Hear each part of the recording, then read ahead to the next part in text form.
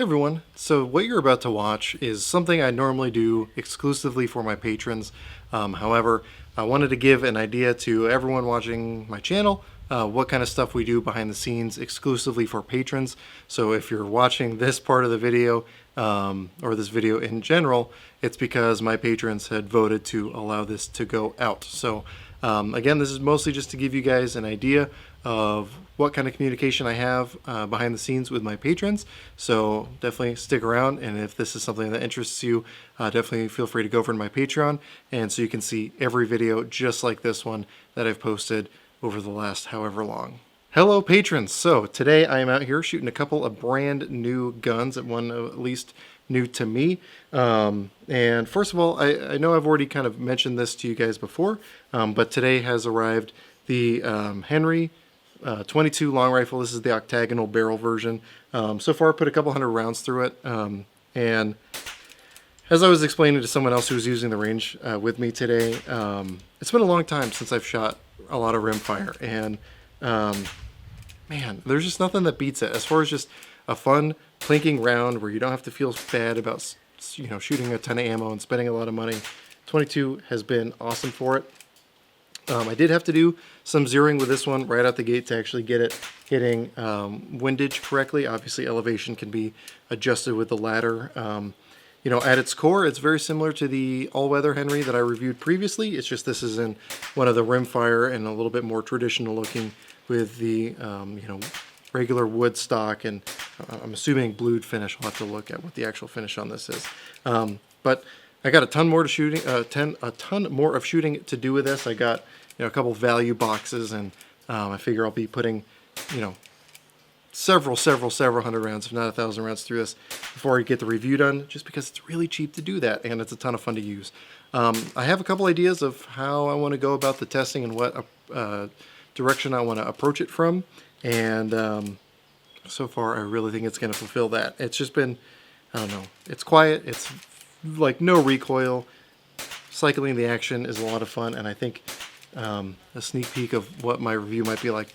I think this is going to be one of those ideal guns to start a kid out on, to kind of control their rate of fire a little bit and give them a very inviting first experience with shooting. But the other thing that I brought out with me today is something I've wanted for a very, very long time, and if you've been a part of the live streams, you already know what that is, so let me grab that.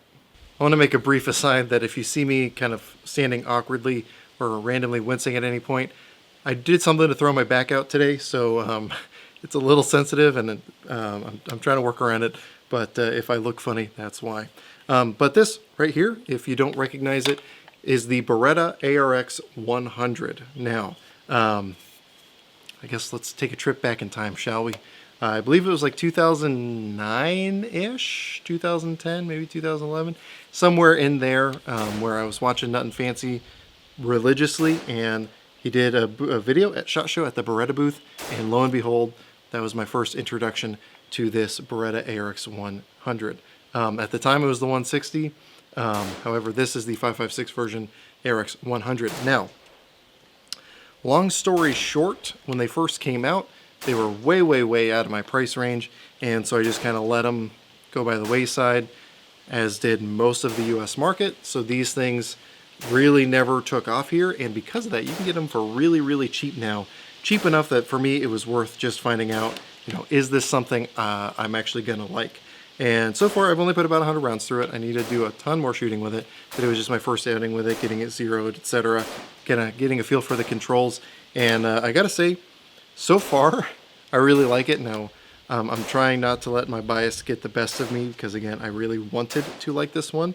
So we'll see how that continues on with the testing of it. Ideally, I want to run it through a class just to get a good feel for how this does under practical environments and practical scenarios, anything like that, because obviously I got a ton of experience doing that with ARs and AKs, and I want to see how something like this holds up ergonomically and reliability wise in a more strenuous environment than me just shooting here on the range.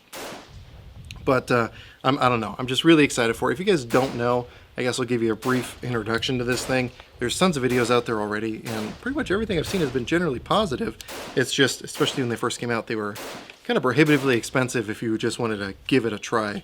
And basically this is like the most ambidextrous rifle that I'm aware of. It's got a side folding stock back here because of the operating system. It allows it to do that.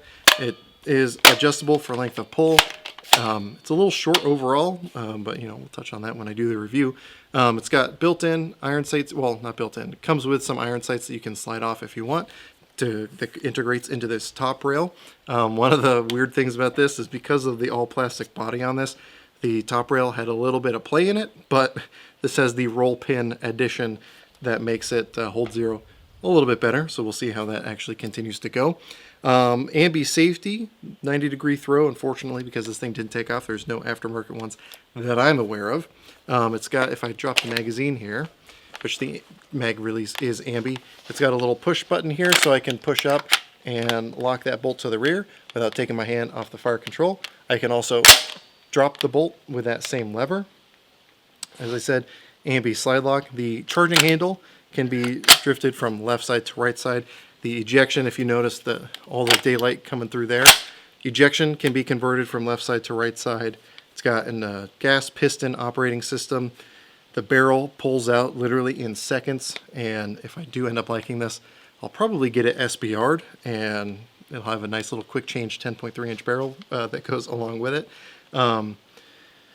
But this thing is not without its downsides. It's not the most accurate gun in the world. There's almost no aftermarket support for these. There's like one company that made aftermarket triggers, and they're not even making those anymore. And there's really no modularity because it's like a single piece polymer body to this. So you can't get M-LOK rails, you can't get key mod rails or anything crazy like that. So yeah, it's kind of an introduction to this thing in a nutshell. Also, it won't take Gen 3 P mags, but it will take other standard Stanag mag, so that's a Lancer mag. I shot it today with a Lancer, the one that it comes with, a Gen 2 P mag, a D&H mag, and I'll be doing a lot more magazine testings, but so far it's 100% reliable through about 100 rounds, so nothing too crazy just yet, but we'll be doing a lot more shooting with this thing and keeping you guys up to date as we go along. And again, if I do get a chance to take this through a class, I'll obviously take you guys along for the ride. As far as other stuff going on the channel, I don't know if I've already talked about this in a video format like this one yet, but Century Arms did agree to start sending me ammo to continue testing the Visca, so that's going to be something that will be ongoing. On the 4th of July, everyone that I work with at the gun store was going out for a little shooting range day, and assuming the ammo arrives before then, I plan on bringing a whole case of ammo out there, letting a ton of people put a ton of rounds through it, obviously without letting it get too hot, because I don't want to intentionally kill this thing, just to get as many different trigger pullers behind it, to get as diverse of an experience set, and you know, left-handed, right-handed, all that kind of stuff, just to see what people think of it and see how it kind of performs in a more non-range setting and through hopefully some practical drills. And so again, if that does happen, you guys will come along for the ride for that, and especially since that's coming up in less than a week now. But yeah, anyway, so if you guys haven't noticed, I did upload a poll asking whether or not you wanted this to be available to everyone to view. You know, since these are typically just for you guys here on Patreon. If you guys all vote in favor, I will be posting this publicly just so other people can get a feel for what you guys have been seeing for a while. If not, obviously you guys will know, and it'll be only exclusive to you guys. But, you know, that's pretty much all there is to talk about today. So, as always, I really want to say thank you to you guys. You guys are what makes it possible for me to come out here and run rounds through a rifle like this, which, just FYI, I was in the process of finding one on Arms List that had the ugliest paint job I've ever seen. And then right as we were about to make that happen, we were still kind of figuring out the details and what the trade was going to be and all that. This just happened to walk into the gun store that I work at, and I was able to make a deal with one with the factory case, with the factory magazine, that didn't have that god-awful paint job on it. So I was able to jump on this thing and make that happen. So anyway, yeah, I just figured I'd mention that.